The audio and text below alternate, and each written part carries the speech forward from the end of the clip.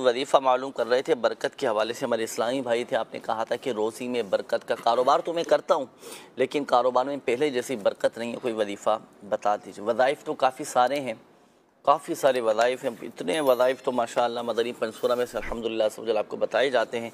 ये भी हासिल कीजिएगा मकतबतुल मदीना से। एक बात मैं आपको पहले अर्ज़ कर दूँ, देखिए रिज़्क़ में बरकत का जो सबसे बड़ा वजीफ़ा है ना, 5 वक्त नमाज बाद जमात तकबीर उला के साथ मस्जिद की पहली सफ़ में हम अदा करें, नमाज़ों की पाबंदी हो।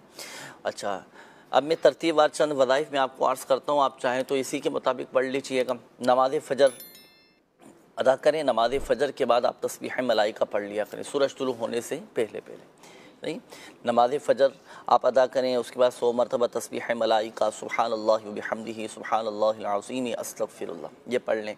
अच्छा, फिर नमाज़ इशराक चाश भी अदा कर लें कि नमाज़ चाश पढ़ने वाला ऐसा होता है कि कभी तंगदस्ती उसके करीब नहीं आती।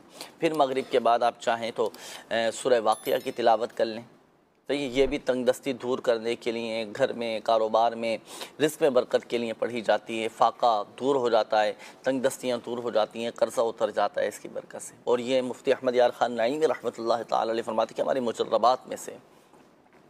इसी तरह हर नमाज के बाद चाहें तो 100 मरतबा या ज़ल जलाली वल इकराम ये पढ़ लिया करें, ये खुशहाली के लिए वजीफ़ा पढ़ा जाता है।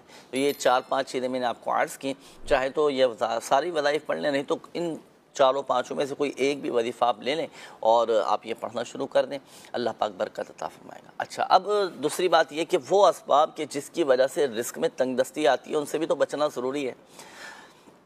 देखिए नाज़रीन, बाद औक़ात लोगों की आदत होती है कि कारोबार जब करते हैं झूठ बोलने की बाद औक़ात आदत होती है लोगों की, झूठी कस्में खाने की आदत होती है।